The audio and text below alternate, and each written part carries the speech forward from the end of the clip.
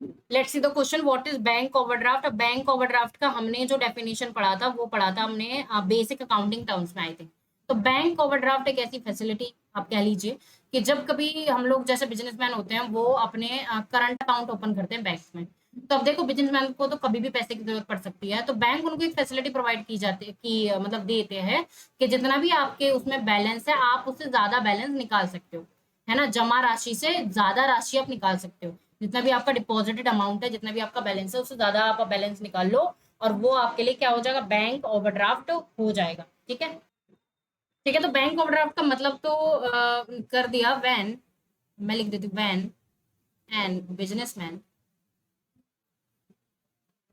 Withdraws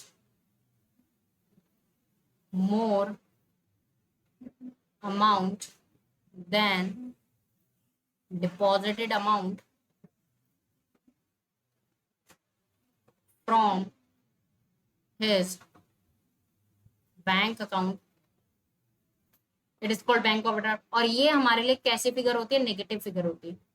क्या होती है, नेगेटिव फिगर होती है। जब आप डबल कॉलम कैश बुक बनाते होगे तो वहां पर कभी कभी क्या होता है कि डबल कॉलम कैश बुक में कभी कभी तो यहाँ पर लिखते थे टू बैलेंस बीडी, तो उसका जो टोटल था कैश के कॉलम में लिख देते थे यहाँ पर डैश, और यहाँ पर हम लिखते थे बाय बैलेंस बीडी, तो यहाँ पर कैश में नहीं बैंक कॉलम में यहाँ पर लिखते थे। तो यहाँ पर जो आप ये बाय बैलेंस बीडी लिखते थे ना, ये होता था बैंक ओवरड्राफ्ट।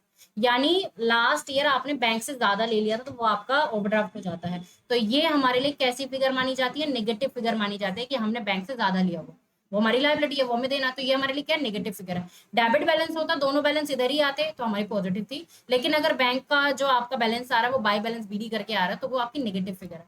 ठीक है। So I hope this is the proper explanation to this question.